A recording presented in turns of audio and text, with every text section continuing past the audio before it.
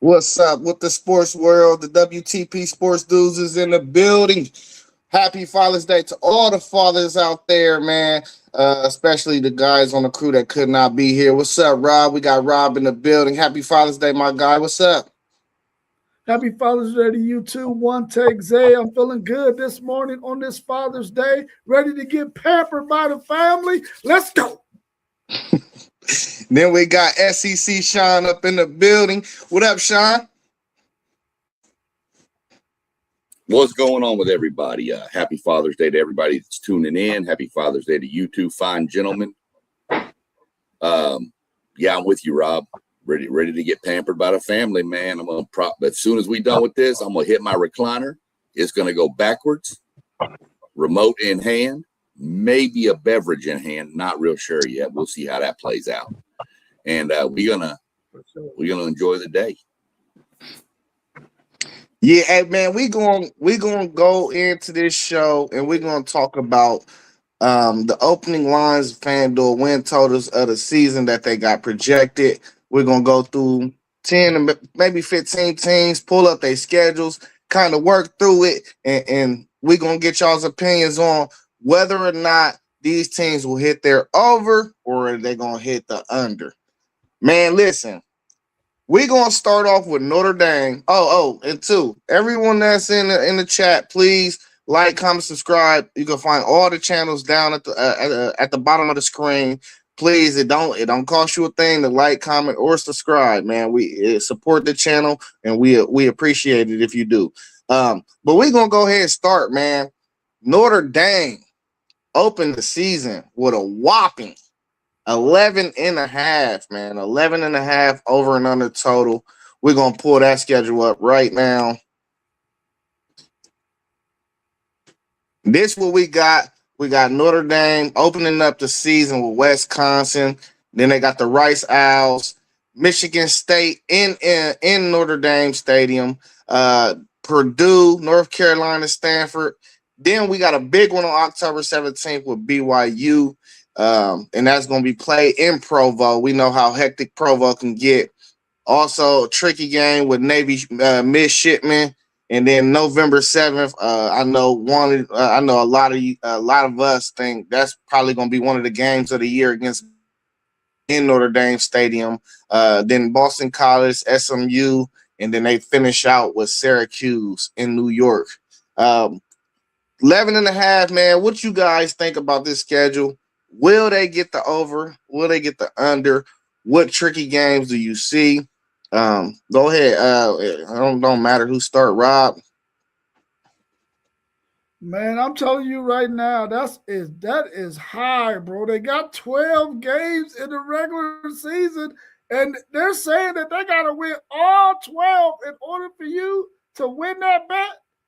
But when you look at their schedule, they all are winnable games.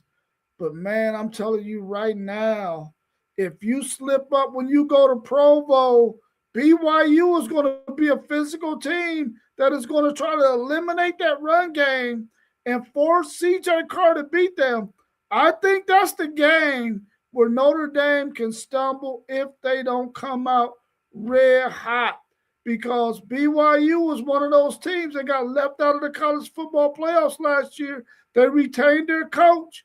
And they really feel like they got snubbed last year.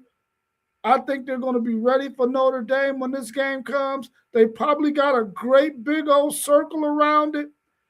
I'm going to give Notre Dame this 11 and a half. I think they're going to get the over because I think they're going to go undefeated. But that game right there is the one I'm going to be most interested in.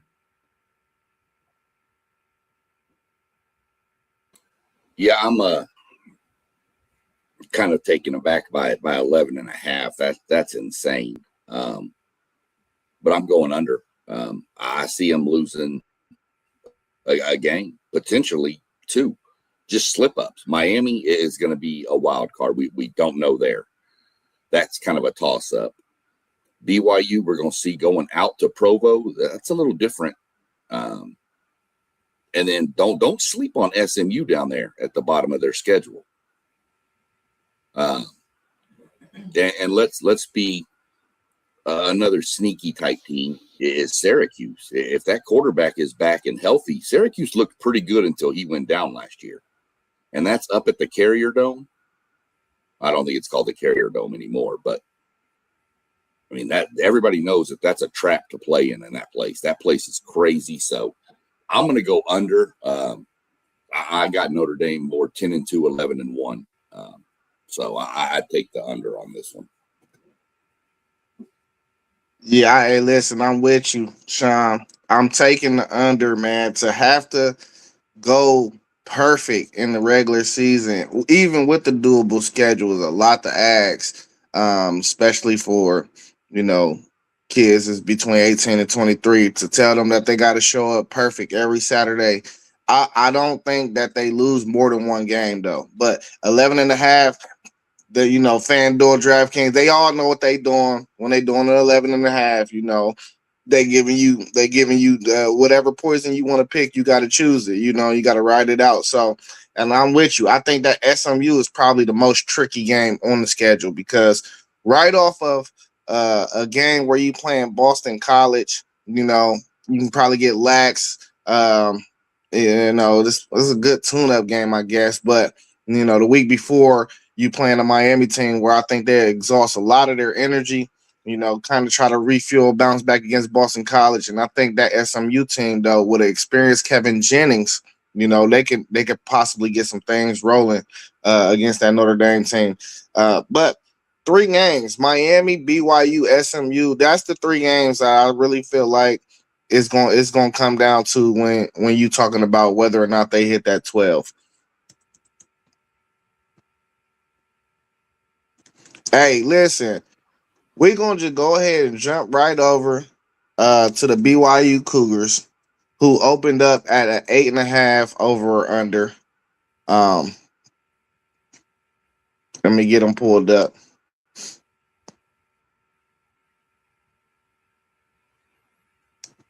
BYU opened up at 8.5.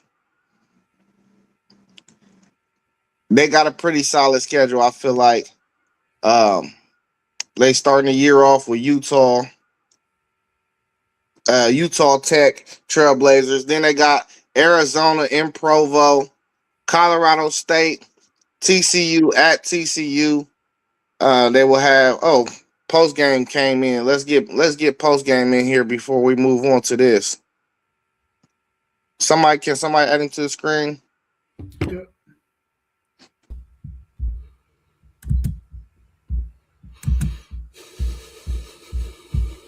Post game. Happy Father's Day, man. What up? Hey, what's up, man? Happy Father's Day to you all. How y'all doing this morning? Solid. Hey, you came in at the perfect time. We were just talking about Notre Dame's whopping 11.5 over under, highest in the country. I think Rob said under. I think we all said under. Rob, you said over? Yeah. I think they're going undefeated. Okay. Rob went over, Sean went under, and I went under. Give us your thoughts on the 11.5, whether or not y'all go over, under, key games, the whole breakdown. Did we lose Post? Yeah, we lost him. Yeah. There he is. He's There coming you go. back. I got him. Let me get him back in. We getting him. We got a spinning guy. There he is. There we go. Little technical difficulties. But Post, we was going in on about the Notre Dame 11.5 over or under win total by FanDuel to open up the lines this year. You go ahead and you can go ahead and spill on. Do you think you guys will reach the over or the under? Key games to watch out for. Give us a full breakdown. Yeah, man, this is 11.5. That's pretty high. But I do think I don't think it's far-fetched at all. I think Notre Dame really has a great chance to go undefeated or end up with one loss. You just don't know. Starting with Wisconsin. Wisconsin is supposed to be a better team coming into the season. I really like the quarterback they were able to get in the portal. So we'll see how that affects that team in that game. But I favor Notre Dame over Wisconsin. The more difficult games on this schedule, we all know Miami is going to be a battle. SMU should be a good team. BYU should be a good team. So those are the marquee matchups on the schedule. Uh, if I had to call it right now, I would say 11-1 would be where I'm kind of at for the Notre Dame season. But I would not be surprised if they went 12-0. You talk about a team with a loaded roster, a quarterback coming back for his second year under Mike Denbrock. We know that usually equals fireworks. So I wouldn't be surprised if they went 11-1. Let me ask you, how do you feel about the Navy game? Could that turn out to be a tricky game? The Navy game, I think it is a tricky game, but I don't think it would be a tricky game for Notre Dame. If you look at Marcus Freeman's track record, September home games are normally the games where we run into trouble. You know, the SMU or Boston College game could be tricky coming off of Miami, or in particular Boston College, because it's sandwiched between Miami and SMU, and we know that's a rivalry game. They played Notre Dame kind of tough last season, so I don't really think Navy. I mean, Navy, if you're not used to playing they style, their triple option, that smash mouth run game, I think it could be tricky for a team. But Notre Dame is used to playing Navy in that style of offense. Okay, let me ask you a question real quick. But I mean, the Navy one's really good, but I think that helps you coming off a bye week before, so you get an extra week to prep for Navy. But one team I mentioned was Syracuse up at the Carrier Dome. If that quarterback is healthy and the way they looked last year with him, I had that circled as kind of a sneaky end of the season game. Yeah, I get why you would say that. I do like that Syracuse team under Steve Angeli. If he's able to be healthy, Steve Angeli played really well last season before the injury. But again, if we just going off the track record of Marcus Freeman, the games to watch is the early September game at home. That's where Marcus Freeman or his teams tend to slip up. So will he outgrow that? Will he get his team ready and focused? Because you got to think, under Marcus Freeman these last 5 years, Notre Dame always gets better through the season. The early slip ups is the problem. So we'll see if he's able to fix that situation. All right, yeah, we'll get back to BYU. I thought this is just a perfect chance to just slip right into, Miami. So here go Miami's schedule on the year. They start out the season with Stanford, at Stanford, Florida A&M, Wake Forest, Central Michigan. That first month of the year for them looked pretty solid, easy for them to get through. Then they go to Clemson. They got Florida State, Pitt, at North Carolina, at Notre Dame, of course, Duke, the Virginia Tech Hokies, and then Boston College. They got a lot of home games. The over or under for Miami is 9.5.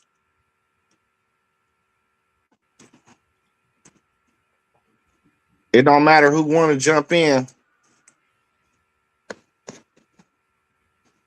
I'll jump. I'm gonna take the over on this. Looking through their schedule, I honestly see maybe one game. That I see them potentially the Notre Dame game could swing. Miami has a good draw. They dodge SMU this year. They do have Clemson, but what's Clemson going to be? Florida State, what are they going to be? So I think Miami has a really good draw this year. So So I'm definitely going over. If it's 9, I'm taking the over. It looks like they gave Miami a little bit of love right here because I'm looking at the 2 schedules we went through so far, looking at Notre Dame's and looking at Miami's, and it's like look like Notre Dame has more competitive games on it than what Miami's does, and you saying Miami has quite a few more home games, and it's like, come on, man, they're at 9.5. They got a 2.5 game cushion.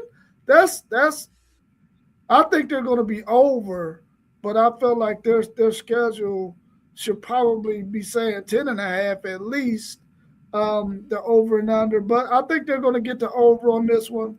I do want to see how well they play early in the season. Will they have all the kinks worked out with Mensa? Is he going to be clicking on all cylinders with those wide receivers that he has? Because if you want to get them, you want to get them early, and that's how it is with most teams. Because as the season go, they usually get better. So I'm gonna take the over on that for Miami over that 9.5. Yeah, for sure. I'm smashing the over for Miami this season. I you know, it's the ACC, man, and who would have expected them to lose the games they lost last year? I think Miami is a team coming in with a better offense than they had last season, but I don't know if they'll have a better season or better defense than they had last season. That's the difference for me. But I'm definitely smashing the over. I can see them losing 1 game, maybe 2, maybe an in-conference game we don't see coming. Because on paper, man, this schedule looks really favorable. But again, we never know what team can trip you up during the season in conference play. So right now, as of right now, I'll take the over. You know, when I look at this schedule at 9.5, I try to get into the bookkeepers' minds what they was thinking about with the 9.5, because this looked like easy money right here for me as a gambler, man. I'm going over. I think it's really only 3 tricky games on here, and that's at Clemson. Because once again, that stadium is still that stadium. You know, Death Valley. That's still a tough place to play. And then, of course, that Notre Dame game. You got one of the best teams in the country, right in sights, right in the heart of the season. They probably should be a well-oiled machine by there. And then that Virginia Tech game. I'm high on Virginia Tech. I think James Franklin is going to turn that program around year 1. And I think that will be a top 25 team by the time they come into Miami Gardens. Anything else y'all want to add about them? Michael Parks 1260 is saying that Miami has the 59th ranked schedule in the country. So that's a clear sign that they have a pretty easy cakewalk. Possibly. You never know how these teams gonna play out with injuries and such, but when you got a 59th ranked schedule, you would imagine that their over and under would be a little bit higher than 9.5. Yeah, man, schedule rankings and schedule rankings, though. You know, I gotta see what people look like when the season starts. You know what I'm saying? Like, I don't know. I just think we rank teams early in the year, and sometimes, like last year, Penn State folded. Penn State probably raised people's schedule, their strength of schedule so high, but by the end of the year, what were they? You know, so I don't know. I think you got to see people for real. We're gonna get into Auburn. Auburn over and under is 6.5. Let me get their schedule pulled up. Auburn is 6.5. Post game, let me go to you with this one. I know you like this Auburn team while I'm trying to get this schedule pulled up. Why are you so high on Auburn? Because I've heard you say this recently. Is it the Bynum and the whole coaching staff transfer, or just go ahead and tap into that for us for a second? Yeah, I don't think they'll win the SEC or anything like that, but I think they'll be a little better than expected. Getting Byron Brown and his receivers, essentially all his receivers, came over to Auburn with him. So I like that. I like his style of football. I'm really high on him. I think he's going to be a baller in the SEC. Yesterday, I said that I think Auburn had the best chance to upset Alabama in their rivalry game. So I like Auburn this year. What's their over under? 6.5. 6.5. Jeez, man, I'm smashing the over. Here go the schedule right here. Let's start off with Baylor, Southern Mississippi, Florida. They got Florida in Auburn. Then they turn around and got Vandy the next week. Tennessee, at Tennessee, they're going to Knoxville, Georgia, LSU, Ole Miss, Arkansas, Mississippi State, Sanford, and they finish off the season with Bama. Ooh, that's close, boy. That's gonna be close. Yeah, that's man. They play some monster SEC teams. 6.5 sounds about right, but I think they'll find a way to get to 7. Yeah, I really feel like this Auburn team has really been. They've had a lot of talent on their football team. The issue has been their quarterback. They haven't been able to have a quarterback who can muster up enough offense because they always had a good run game and a good run defense. They just have not been able to have a quarterback who could get it to those wide receivers that they've had on their roster. I think with Brown coming in and his dynamic style of play, being able to throw the ball, being able to run the ball is going to add a different dynamic for them. But, man, getting the 6.5 wins, I don't know. I only counted 6 wins in there. They're going to have to beat Florida. I think that's the next team on their schedule that they possibly could beat. The rest of them, I don't see them beating unless they can get Alabama. They might be able to win that one. So they might be able to get the 7, but I'm going to take the under. I'm going to take the under. I'm going under on Auburn. I'm going 6-6 with Auburn. Could be 5-7. That gauntlet they have when you go Tennessee, Georgia, LSU, Ole Miss. Granted, they get a bye week after Tennessee, but in 3 games in a row, those are 3 losses right there. Georgia, LSU, Ole Miss. That's 3. Tennessee's the 4th one. Their game is going to hinge. Rob said it. Their record is going to hinge on 3 games, and that's Baylor, Florida, and Vanderbilt.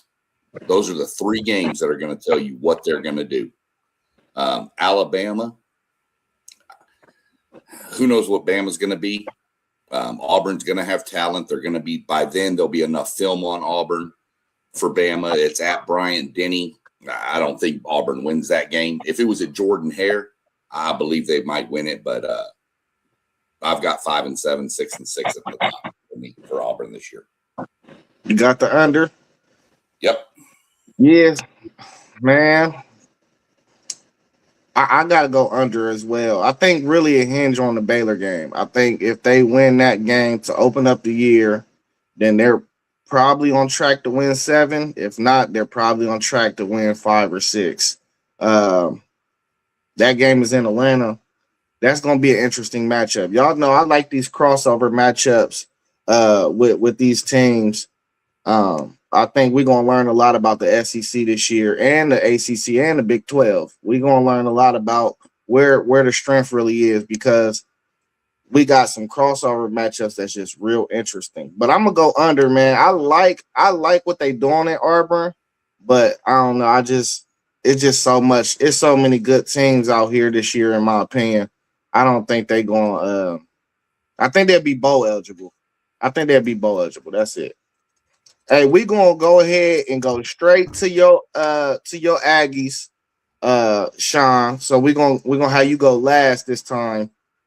Over and under for the Aggies is 8.5. Y'all opened up at 8.5 this year. Rob, let's leave you SEC. So we're gonna start with post game again. Post game 8.5. They return Marcel Reed. I'm pulling up the schedule for you right now. Do you think that they will reach the over or under this football season? 8.5.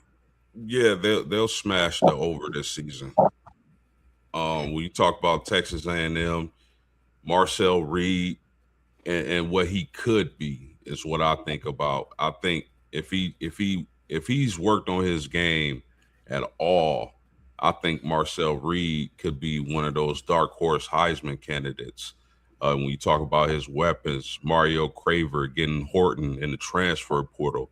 I know they lost a couple offensive linemen, but I don't expect that to be a huge issue. I think Texas A&M is one of the better teams in the SEC. And what I can't really see the schedule. Can you read it all, Zay? They open up with Missouri State, and then let me see, Arizona State the following week. Then they got Kentucky at College Station. Then they travel to Baton Rouge to play the LSU Tigers. Then they got Arkansas at College Station, Missouri Tigers in Missouri. Hold on, my schedule just disappeared on me. I got it if you want, Zay. Yeah, read the rest from Missouri. All right, you got then you get the Citadel. Then you go to Bama, to South Carolina. Tennessee comes to College Station, to Oklahoma, and Texas comes to College Station. Oh, y'all didn't get Georgia this year? No, I mentioned it before. Georgia has not played A&M in College Station since A&M entered the SEC. That's what I said the other day when Argentina played a soccer game in Kyle Field. Lionel Messi had played in Kyle Field before Georgia. Wow.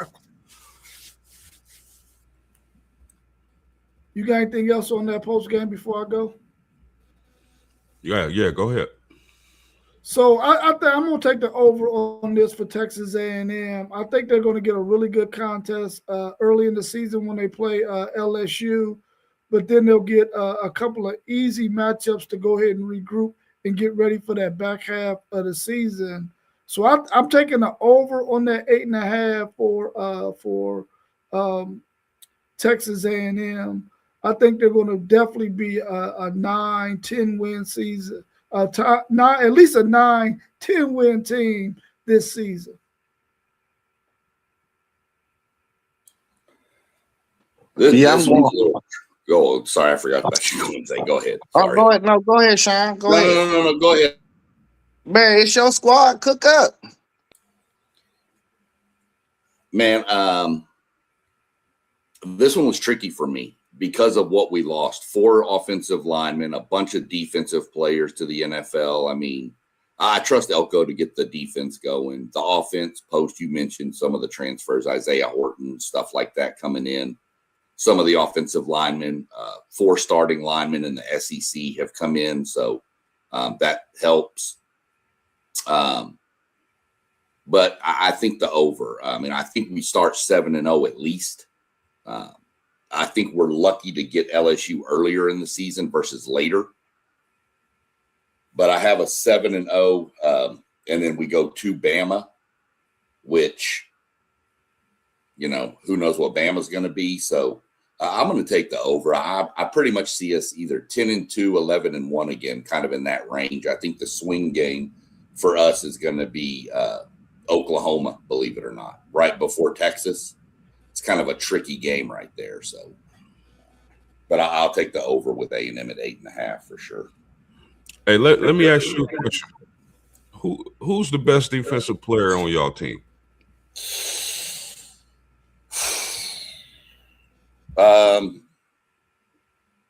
That's a tough question. I would have easily said Damian Sanford, except he broke his ankle in the spring game. So we don't know what's going on with that. I really like our safety, Dalton Brooks. I really like Des Ricks out at corner. But some of the defensive players that he brought in the portal, that linebacker out of Tulsa looks really good. Looked really, really good in the spring game.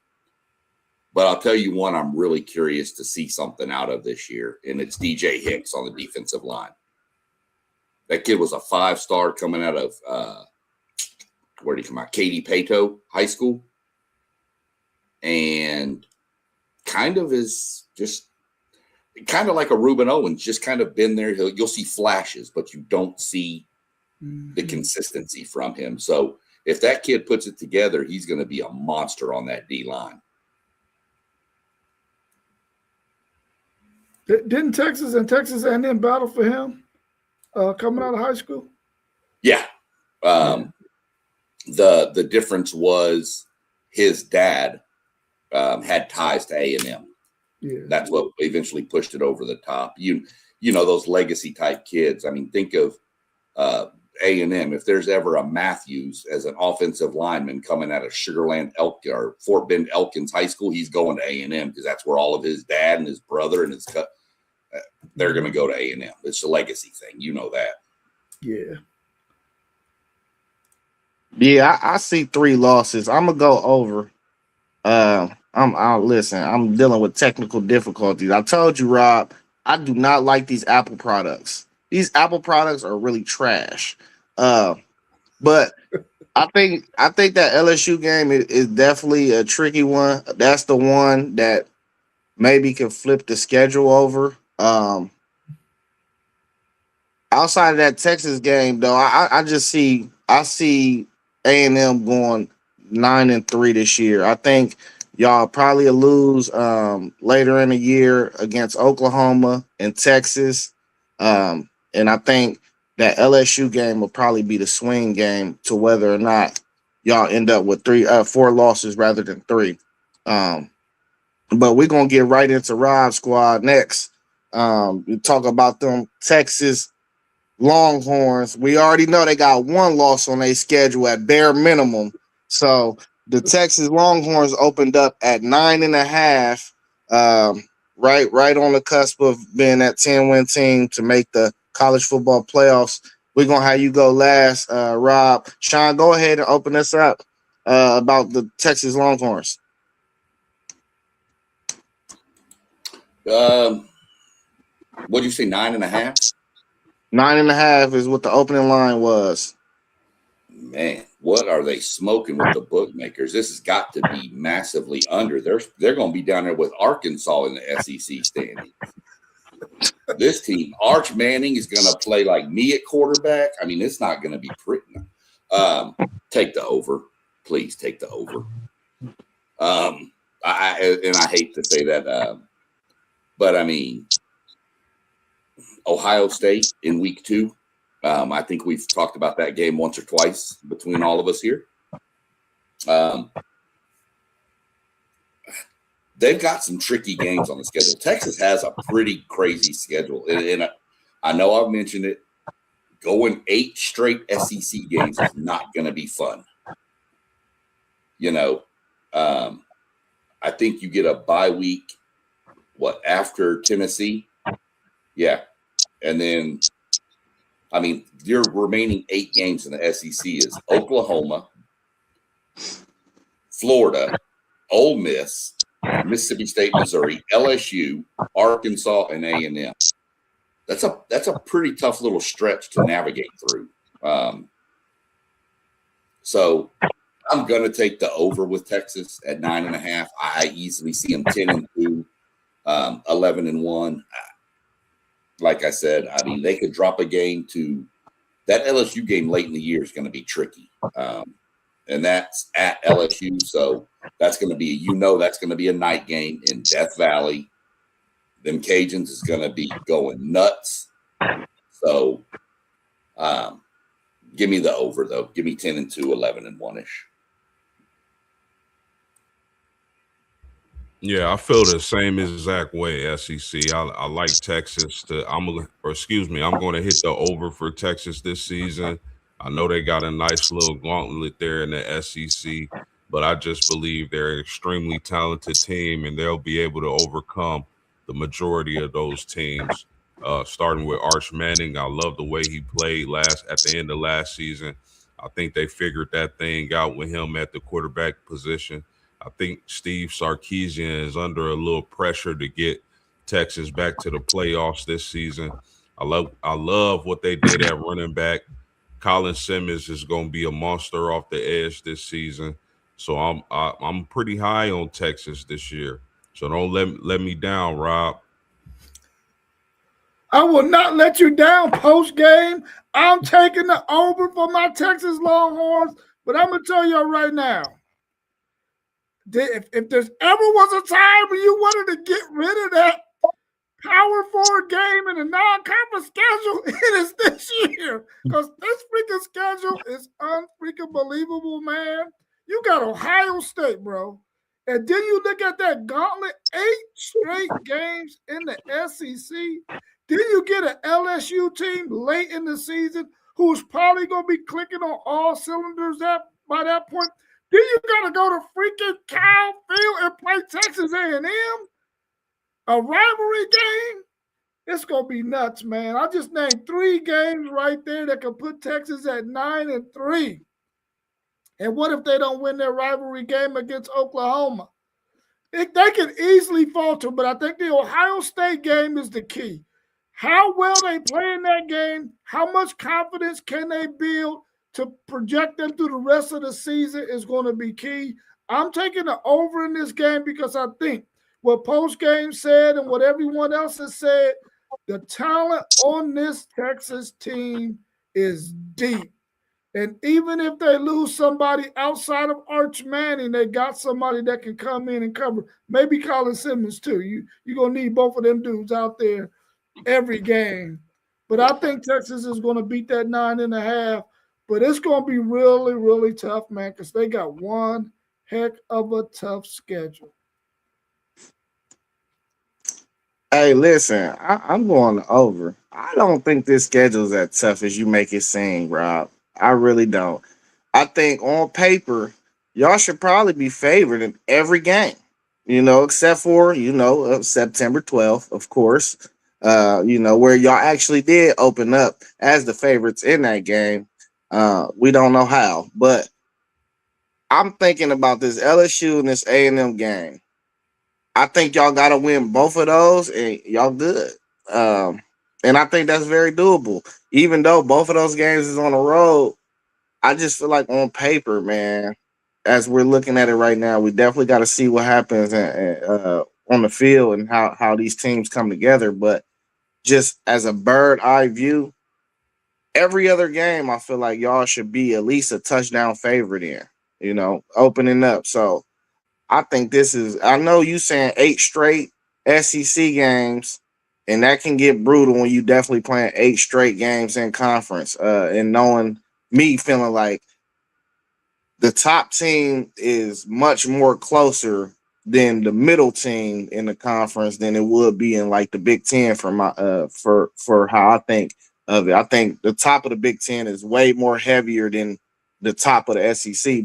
So I think the talent is comparable, but I think this is definitely a playoff schedule. Like this will get y'all ready for the playoffs, and on top of that, it'll be like y'all gonna be battle tested. But I feel like y'all have enough close games to where by the time the playoff roll around, y'all know what to do. So I'm going over. I think y'all win. I think y'all go 10-2 with this schedule. But y'all can't drop against Florida. That's the only thing. Don't drop against Florida this year, man.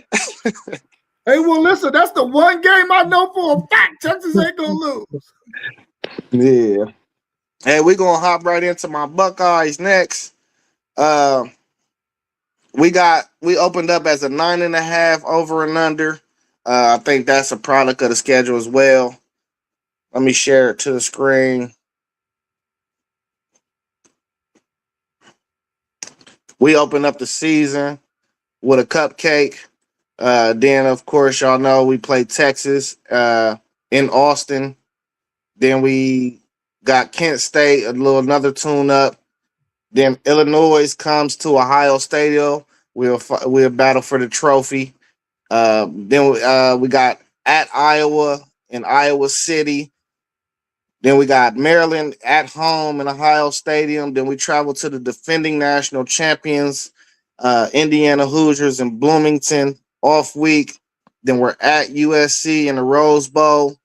Then the Oregon Ducks roll into town, Northwestern the following week, and then at Nebraska. And then, of course, the game at the end of the year against the Wolverines. Anybody can tap in first. It don't matter. I'll jump off first. I think this is a really, really tough schedule for Ohio State, at least on paper anyway. I was when the schedules first came out, I felt like they had the toughest schedule in the country. And then I took a look at Texas and thought maybe they would be going 1-2. But I really think this is a really tough schedule for Ohio State. But they're the Ohio State Buckeyes, which we know they're going to be more talented than most of those teams they're going to play. The only game that I think that they might take a loss in will probably be the Oregon game. But I think they want to show Oregon again that they're the kings of the Big Ten, and they'll win that. But I think Indiana will play them well also. So I think I'm going to go definitely with the over. I think they're going to be at least 11-1 team, if not 12-0. Man, that's you tasted throw up saying that, huh? No, I didn't. I want to see y'all do well as long as y'all not playing Texas. Yeah, I tend to agree. I look at the schedule. There's some games. I honestly think the Oregon game is going to be key. I think Oregon, at least skill position wise, can kind of put out on the field what Ohio State puts out on the field this year, especially. My trick game, the game I see is tricky. Is sitting right there on 10-3, traveling to Iowa. Everybody knows crazy things happen in Iowa. I mean, y'all saw ghosts coming out of the cornfields in baseball. So, crazy things happen in Iowa. But I honestly see y'all for sure going over 9. I think 9 is actually really, really low.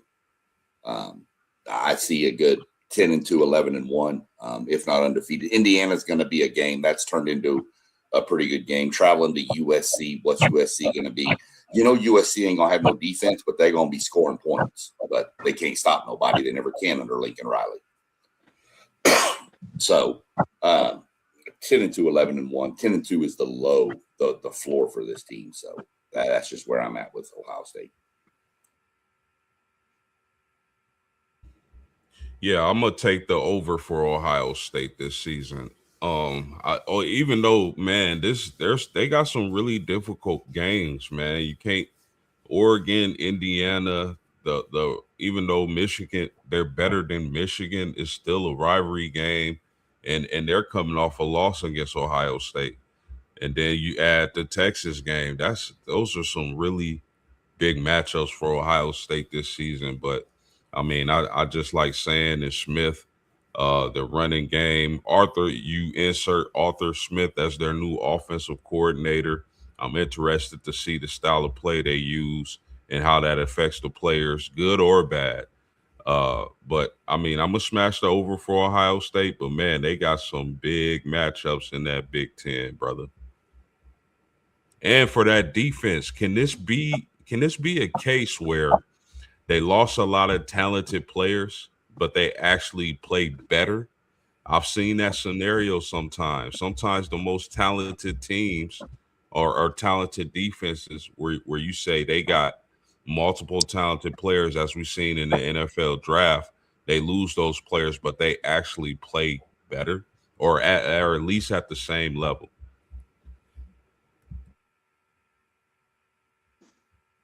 Yeah, man. I'm gonna go with the over. I think we go 10-2 this year. I think we drop game at Texas. Texas better not let us beat them on their home field. They better not, because we done beat them the last 2 times we done played them. I think they need to, protect their home field. I think they need that game much more than we do.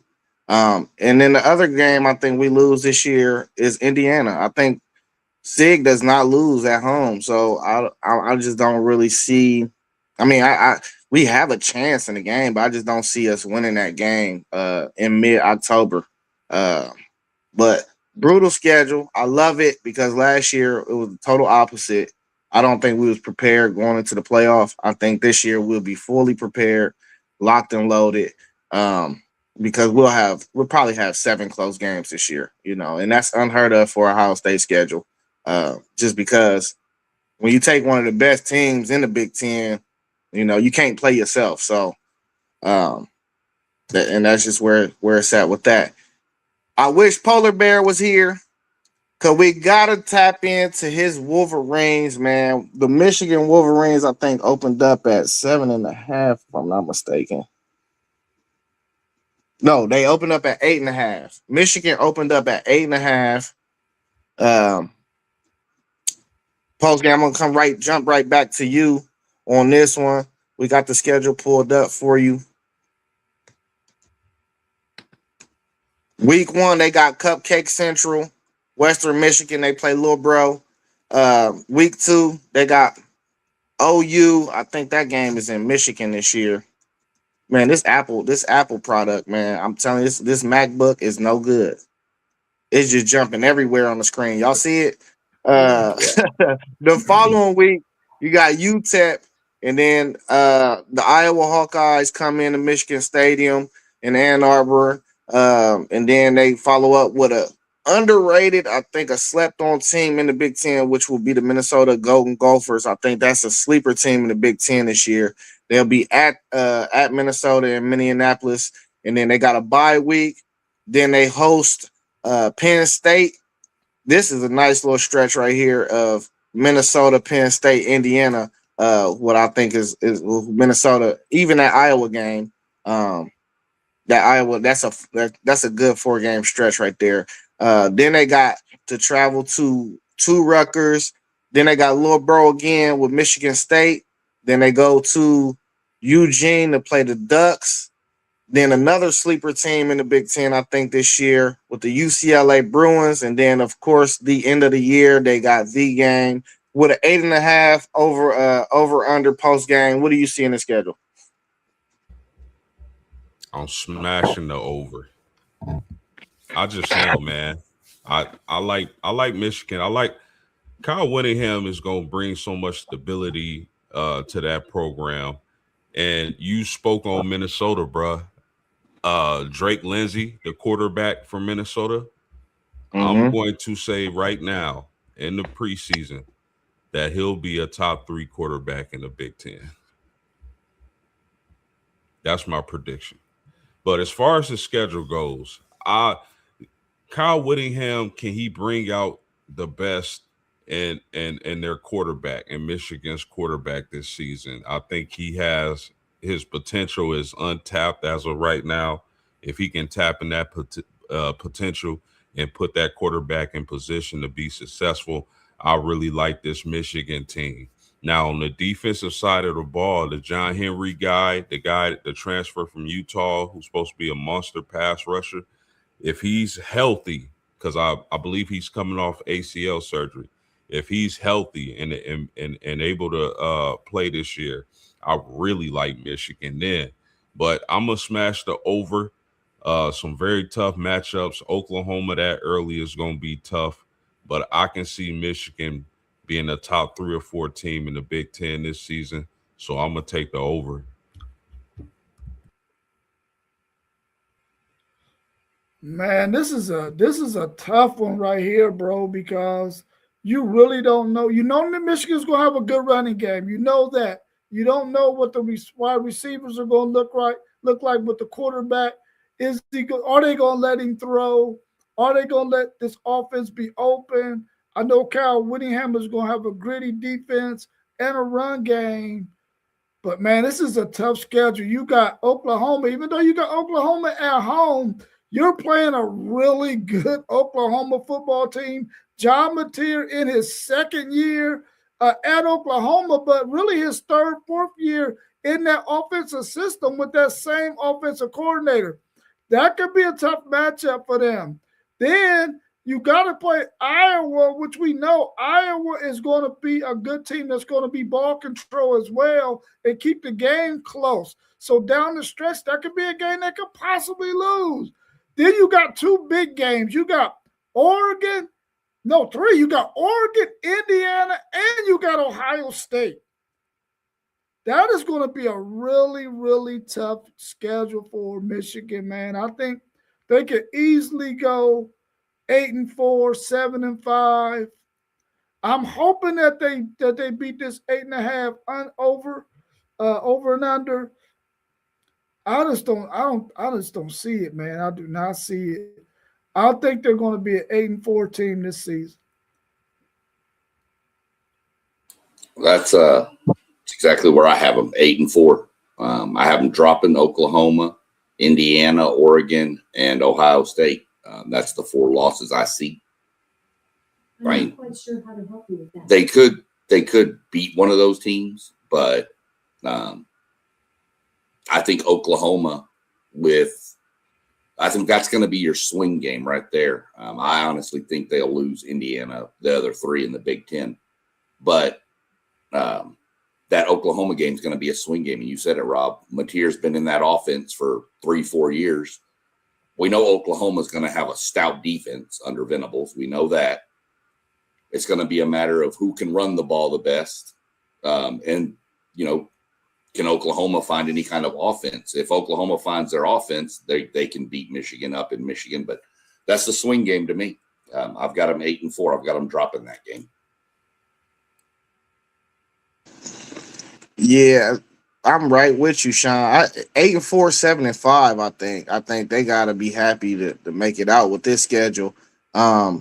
Oklahoma, and I don't think people are as high on Penn State as I am. I like Penn State. I like Rocco Beck. I like everything they brought over from there. So I think that's a tricky game as well. But Indiana, Oregon, and Ohio State, I think you could pencil them games in as losses. But I'm telling you, even playing UCLA is going to be a tough game this year. I think Nico, in another year in that offense, they brought a lot of transfers in. That's going to be a different UCLA team this year, and people better watch out. And I don't think they're going to win nothing but maybe 5 or 6 games, but what they're going to do is they're going to clip somebody that they ain't supposed to clip. And I don't think they're going to beat Michigan, but that's going to be a tough game for Michigan, I believe. And I do think that UCLA will clip somebody. And UCLA even opened up as a 6.5 favorite too. So, the bookkeepers see the same thing I think I see. You feel me? So is there any other team specifically y'all want to tap into? I want to definitely do the defending champions in Indiana, but before we do that, we could do one more if y'all wanted to tap into a specific team. I would like to look at Texas Tech. I was thinking Tech or Houston, somebody out in the Big 12. Yeah, we could do Tech. Or let's do Tech. I meant to get back to BYU for real. That's the one we were supposed to do from the Big 12.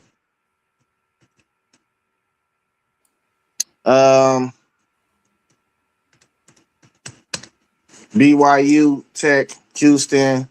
Who else out there? Utah should be Utah should be good this year. Yeah. Houston. All right, Texas Tech. Bear with me, y'all. Bear with me. Y'all know this Apple product. This is the last time I'm ever using this. I ain't gonna lie to you. While we waiting on Zay, what do y'all think of? Oh, go ahead. No, I was just gonna say I've got Tech schedule when you're ready, Zay, if you want. Oh, go ahead and read it off while I'm pulling it up.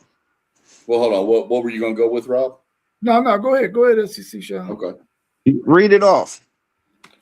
All right. Starts with Abilene Christian at home, on the road at Oregon State. Big game here. Houston at Texas Tech. Then they get Sam Houston. Then they go to Colorado, host Arizona State, at Cincinnati, Arizona at home, West Virginia at home, at Oklahoma State, at Baylor, and then host TCU to close the season. Does it give their over and under? I don't have Texas the over and Tech. under for them. Yeah, Texas Tech was at 9.5. Mm-hmm. I'm under 8-4, 7-5. I think all the offseason stuff has got to put some kind of disarray in that program. I mean, I know Will Hammond is good, but he's coming off an ACL. You know, let's be. What are you going to get if he's not going? Who's after him? So I'm going under. I think Texas Tech takes their normal step back here this year. Yeah, I agree with that, man. I do think there's going to be some, I don't know what you want to call it, some I don't know, backlash from the off-season drama. Maybe that takes a toll on the locker room. I don't know. We'll have to see. But I still think Texas Tech is a extremely talented football team, especially on that defensive side of the ball, and especially comparing them to Big 12 teams. I think Texas Tech is a team that's going to be right there in the thick of things for winning the Big 12. I don't know if the quarterback play will be enough to put them over the top when you talk about teams like BYU, possibly even a Houston team. So I'm going to say, man, that's tough. 8.5, or was it 9.5? 8, was it 9.5? I think it was 9.5. 9.5. Man, because that's like right where I think they're probably going to end up. So man, I'm gonna take the under, man. I think that all that drama does a little damage to that locker room, man. So that's where I'm at with Tech. Yeah, sorry. Yeah, it was 9.5. Man, that might change the picture a little bit for me, because I think they're going to have a little bit of issues with what's been going on in the offseason. But at the same time, I really like Joey McGuire as a coach, and I really like Texas Tech at home in all of their home games. I don't care who they playing at home. Their crowd is going to be absolutely nuts, and they don't really allow teams that are not outside of their conference to really come into their stadium in Lubbock and win games, man. So I think if they got 7 home games, that's going to be 7 wins for them. And I think they can win another 2 outside of that to get the 9. I'm going to take the over. I think they're going to go 10-2. I think by the time they get later on in the season, around game 5 or 6, maybe Hammond will be back 100% or close to it, or good enough to help them win down the stretch. Even though I think his last name is Francis, might have to carry the load in the first couple of games. But I'm gonna take the over in this one, because I just feel like Texas Tech still, in terms of talent on their roster, is much better than the rest of the Big 12. Yeah, I'm going over. I think the first 7 games, Abilene, Oregon State, Houston, Sam Houston, Colorado, Arizona State, Cincy. I really only think they could only lose to Houston in that. Like, Arizona State team got torched in the portal. I don't really know what Colorado got over there, but I don't know about Colorado. So Oregon State is Oregon State. You know, that program is down right now. Yeah, I'm not worried about nothing in that first 7 games except for the Houston Cougars. Now, I think this is where the schedule start getting tricky, when you got to go, when you got to play Arizona and West Virginia, Oklahoma State back to back to back. I think all 3 of those teams have really good offenses. And I think that's where the season is made or broke. That 3-game stretch right there. I think they win every other game on their schedule, though. The trick is they got that 3-game stretch you mentioned. You might as well call it a 4-game stretch with Baylor's offense. Y'all saw what Baylor's offense looked like last year. Depends on what you get out of Lagway. But Baylor had an offense last year too. One favor for Texas Tech, I will say, is they don't get Utah or BYU. That's a big advantage for them. That is true. All right, we about to get into the defending national champs, Indiana Hoosiers. They opened up as 9.5 as well. We're gonna start with you, SEC Sean. You got the schedule pulled up. I'm pretty sure you do. Give me so one go second. ahead. I'm pulling it. Yeah, you can jump right into it once you pull it up and give us your breakdown. All right, your starting off with North Texas, Howard, Western Kentucky. Then you get into your Big Ten slate. You got hosting Northwestern, at Rutgers, at Nebraska, hosting Ohio State, at Michigan, hosting Minnesota, hosting USC, at Washington, and then at the end their so-called rivalry game with Purdue at Indiana. What was the over and under on them? 9.5. I'm going to go over. I'm going to go 10-2 probably. Even if they lose to Ohio State, I see them being fully undefeated going into that game. They got some tricky ones on there. At Michigan could be tricky for them. You mentioned yourself, Cignetti doesn't lose at home. They've got, Minnesota's at home, USC's at home. The only other tricky game I really see could be that travel to Washington, just due to travel. And, traveling from, east to west is always a little difficult. But I think they've got a plan on how to handle that. So I'm going to go over.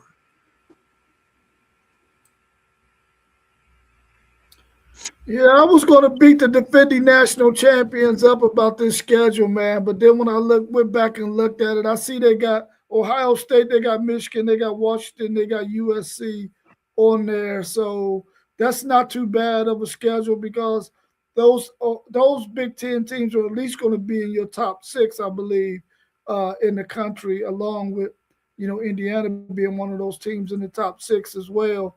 I'm going to take the over on this one. I got faith in Cignetti to get through there, but it's going to be tough because I really feel like they may lose one of the two between Washington and USC, and they might lose one between Ohio State and Michigan, which means that's going to put them at 10-2. They could easily drop another one. I don't think they will. So I'm going to take the over, and I got them 10-2. Yeah, agreed, fellas. I'm taking the over as well with this IU squad. They got some really difficult matchups. They lost some players to the NFL, but I love what they did in the portal, especially on the offensive side of the ball. I even like them getting Josh Burnham, the defensive end from Notre Dame. I think he's going to be a key addition to that defensive line. But I can see them definitely going 10-2. I don't think this will be as strong of a team as it was last season, but I think they'll be right in the thick of things. They'll be right there with the better teams in the Big Ten this season.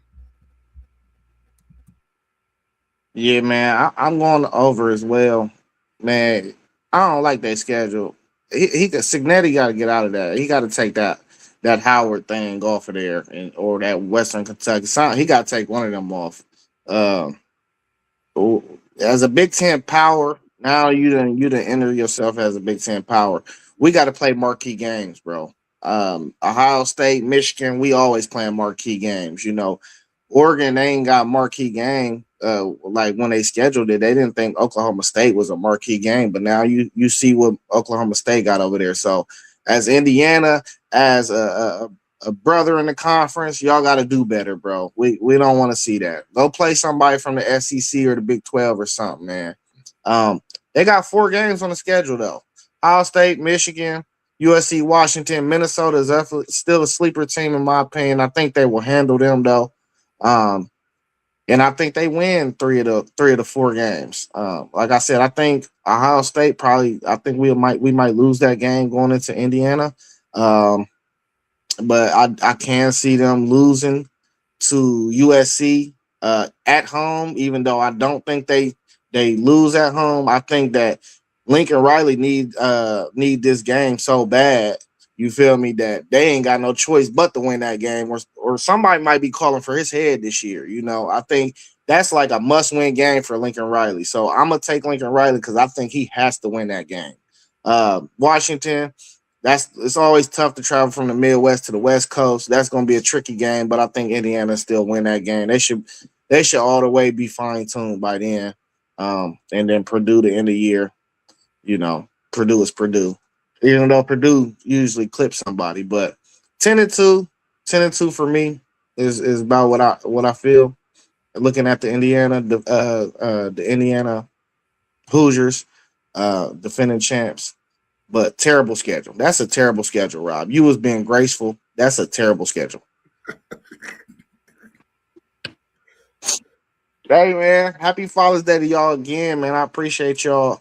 Y'all got anything else y'all want to spill? I got a question for y'all real quick, man. Is there any game on y'all, any road game on your schedule that you would like to attend with police security?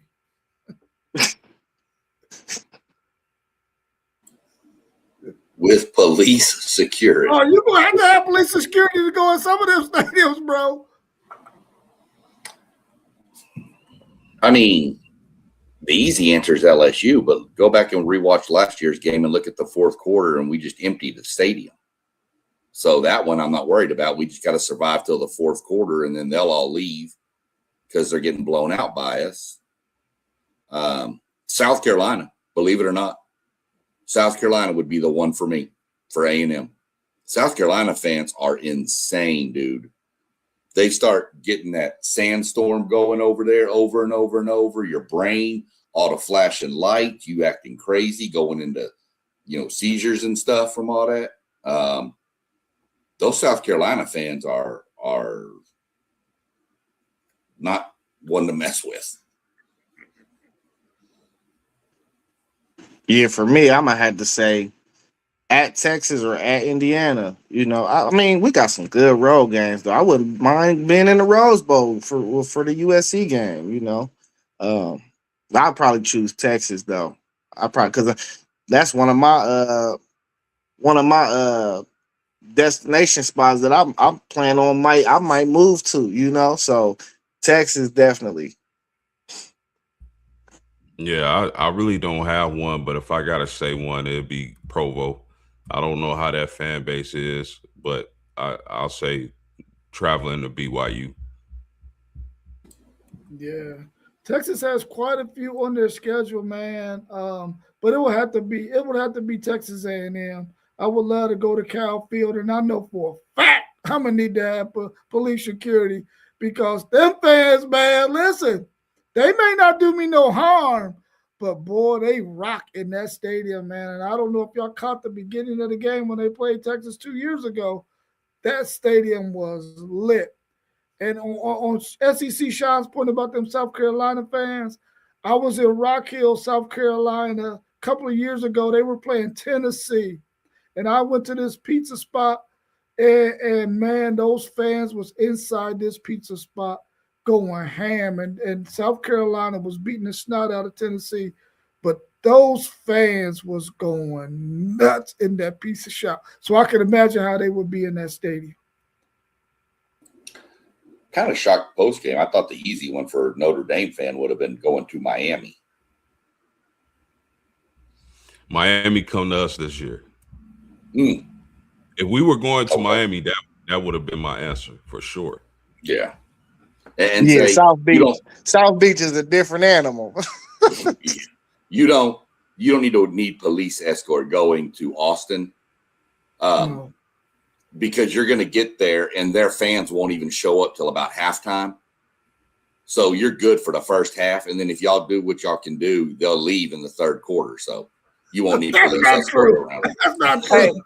hey, Sean, I'm my own security. I don't need no security nowhere. No, you don't need it in Austin. I'll be honest. Rob, you wouldn't Yeah, you need don't it in need it in Kyle Field no matter what.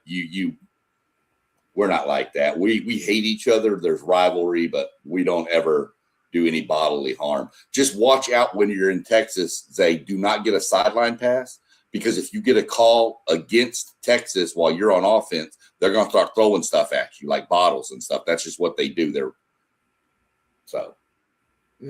Watch them.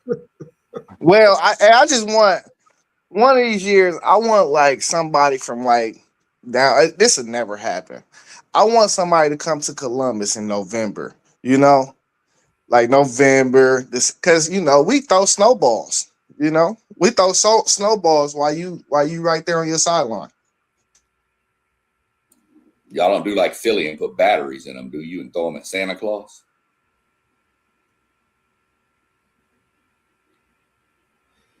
Yeah, I hope not. All right.